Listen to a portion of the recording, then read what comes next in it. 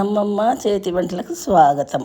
Hi, నా మన్మరాళ్ళకి ఇవాళ గోంగూర పచ్చడి తయారు చేసే విధానం చెప్తున్నాను.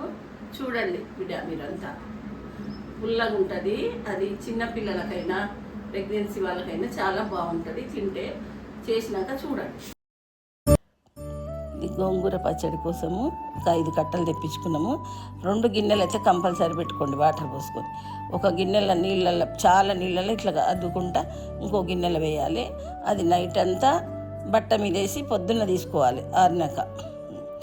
ఆరినాక తీసుకొని మనము ఇంకా చట్నీకి ప్రిపేర్ చేసుకోవాలి. అంతా గోంగూర పచ్చడికి తయారు చేయడానికి ఇంగ్రీడియంట్స్: మినప్పప్పు 4-5 చెంచాలు, జీలకర్ర అది 1 చెంచా, ధనియాలు 2 స్పూన్స్, ఈ మిర్చి 5 కట్టలకి 5 కట్టలకి 20 మిరపకాయలు, ఎండు మిరపకాయలు, 2 స్పూన్స్ ఉప్పు, 1/2 స్పూన్స్ పసుపు, కొంచెము చింతపండు ఇంతంత, 10 ఎల్లిపాయలు. ఇది 5 కట్టల గోంగూరకు ఇవన్నీ సరిపోతాయి. గోంగూర వేయించడానికి నూనె కొంచెం వేడైనాక ఈ గోంగూర అంతా వేసి మంచిగా కలుపుకోవాలి. ఇది ఫస్ట్ నూనెలో వేసి ఫస్ట్ వేస్తాం కదా, కూర అంతా వేసినాక ఫస్ట్ కొంచెం పెద్దగా పెట్టాలి, స్టవ్ మాడిపోతుంది. మళ్ళీ తర్వాత చిన్నగా పెట్టి సిమ్ మీద ఇట్లా గుజ్జులాగా అయిన దగ్గర వేయించాలి ఒక 5 నిమిషాలు. ఇక ఇంతంత చింతపండు వేయాలి, కొంచెం పుల్లగా ఉండడానికని. ఇది పుల్లగానే ఉంటుంది, ఒక్కొక్క కూర పుల్లగా ఉండదని వేస్తే టేస్ట్ బాగుంటుందని కొంచెం చింతపండు వేస్తాను నేను. గోంగూర వేయించేది అయిపోయినాక, గుజ్జులాగా అయిపోయిన దగ్గర వేయించాలి. వేయించినాక ఈ ఆయిల్ వేసి మిరపకాయలు, తర్వాత మినపప్పు 2 స్పూన్ల మినపప్పు,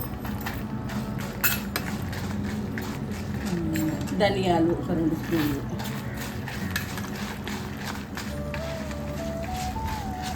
జీలకర్ర 1 స్పూను,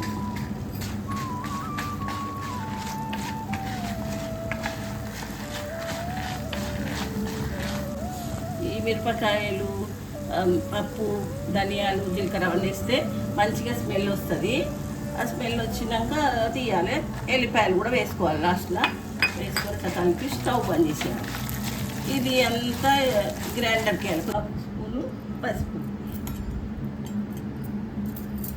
1 స్పూను సాల్ట్, ఇవన్నీ గ్రైండర్ చేసుకొని పెట్టుకోవాలి.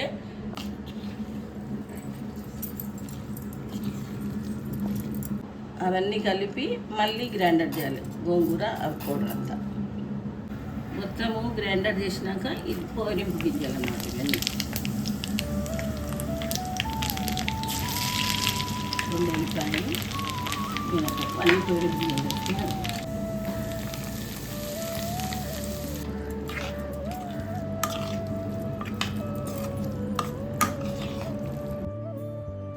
గోంగూర చట్నీ కంప్లీట్ అయిపోయింది. ఇప్పుడు వేడి అన్నంలో ఈ చట్నీ కలుపుకొని తినాలి. ఉల్లిగడ్డలు లంచుకొని తింటే చాలా బాగుంటుంది.